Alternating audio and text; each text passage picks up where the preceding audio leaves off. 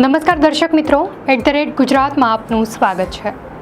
દક્ષિણ ગુજરાતમાં છૂટાછવાયા વરસાદી ઝાપટા અને ઉત્તર ગુજરાત સૌરાષ્ટ્રમાં સૂકા હવામાનનો અનુભવ થયા બાદ હવે રાજ્યમાં આગામી દિવસોમાં વરસાદનો બીજો રાઉન્ડ શરૂ થવાની સંભાવના છે। આ વરસાદી માહોલ પાછળ બંગાળની ખાડીમાં રચાયેલો લો પ્રેશર એરિયા જવાબદાર છે, જે સમુદ્રની સપાટીથી 5.8 કિલોમીટરની ઊંચાઈએ એક અપર એર સાયક્લોનિક સર્ક્યુલેશન સાથે સંકળાયેલો છે। આ સિસ્ટમ આગામી 2 દિવસમાં દક્ષિણ ઓડિશા, ઉત્તર આંધ્રપ્રદેશ અને સાઉથ છત્તીસગઢ તરફ આગળ વધશે, જેના કારણે ગુજરાત સહિત દેશના અનેક ભાગોમાં વરસાદી પ્રવૃત્તિમાં વધારો થશે। આ ઉપરાંત ઉત્તર પૂર્વ અરબી સમુદ્ર પર પણ એક સાયક્લોનિક સર્ક્યુલેશનની રચના થઈ છે, જે મોન્સૂન ટ્રફ સાથે મળીને રાજ્યમાં વરસાદ લાવશે।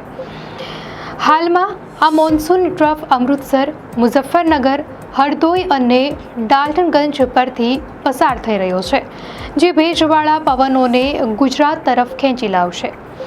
હવામાન વિભાગ અનુસાર સુરત, ડાંગ, નવસારી, વલસાડ, તાપી, દમણ, દાદરા અને નગર હવેલીમાં કેટલાક સ્થળોએ ભારે વરસાદની આગાહી છે।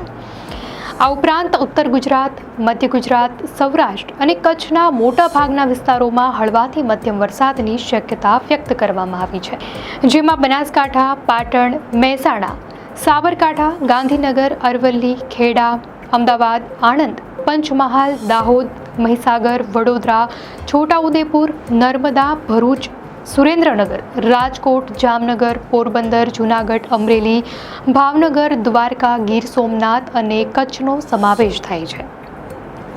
આ દરમિયાન પવનની ગતિ 30થી 40 કિલોમીટર પ્રતિ કલાક રહેવાની પણ સંભાવના વ્યક્ત કરાઈ છે, જે વાતાવરણને ખુશનુમા બનાવશે। સોમવાર 15 સપ્ટેમ્બરના રોજ પણ વરસાદનું જોર યથાવત રહેશે, તો છોટાઉદેપુર, નર્મદા, સુરત, ડાંગ, નવસારી, વલસાડ, તાપી, દમણ અને દાદરા નગર હવેલીમાં છૂટાછવાયા સ્થળોએ ભારે વરસાદ પડવાની સંભાવના છે, જ્યારે રાજ્યના અન્ય ભાગોમાં હળવો વરસાદ ચાલુ રહેશે।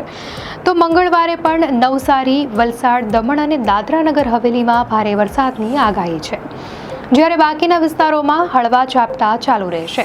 આગાહીઓ દર્શાવે છે કે આગામી 3 દિવસ સુધી રાજ્યના દક્ષિણ ભાગમાં વરસાદનું પ્રમાણ વધુ રહેશે, જ્યારે અન્ય ભાગોમાં હળવા વરસાદથી લઈને મધ્યમ વરસાદની સ્થિતિ રહેવાની છે। ચોમાસાની વર્તમાન સ્થિતિની વાત કરીએ તો ગુજરાતમાં સિઝનનો કુલ 108% વરસાદ પડી ચૂક્યો છે, જે સરેરાશ કરતાં ઘણો વધારે છે। જો કે પ્રવેશદ્વાર વિતરણમાં થોડી અસમાનતા જોવા મળી રહી છે। કચ્છમાં સૌથી વધુ 136%, ઉત્તર ગુજરાતમાં 118%, પૂર્વ મધ્યમાં 110% અને દક્ષિણ ગુજરાતમાં પણ 110% વરસાદ નોંધવામાં આવ્યો છે।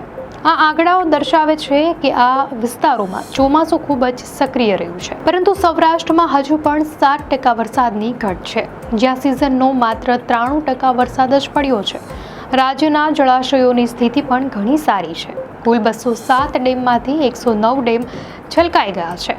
આમાં ઉત્તર ગુજરાતના 15માંથી 4, મધ્ય ગુજરાતના 17માંથી 9 અને દક્ષિણ ગુજરાતના 13માંથી 9 ડેમનો સમાવેશ થાય છે। કચ્છમાં 20માંથી 13 અને સૌરાષ્ટ્રમાં 141માંથી 74 ડેમ છલકાઈ ગયા છે, જે સૌરાષ્ટ્ર માટે રાહતની વાત છે। ગુજરાતની જીવાદોરી સમાન સરદાર સરોવર ડેમ હાલમાં 92% જેટલો ભરાયો છે, જે ખેડૂતો અને નાગરિકો માટે પાણીની સમસ્યાને હલ કરવામાં મદદરૂપ બનશે। એકંદરે આ ચોમાસું રાજ્યના મોટાભાગના વિસ્તારો માટે ખૂબ જ ફાયદાકારક સાબિત થયું છે અને આગામી વરસાદી રાઉન્ડ સૌરાષ્ટ્રમાં રહેલી ઘટને પણ પૂરી કરી શકે છે। દર્શક મિત્રો, જો આપને આ માહિતી સારી લાગી હોય તો વિડીયોને લાઇક કરો અને ચેનલને સબસ્ક્રાઇબ કરો।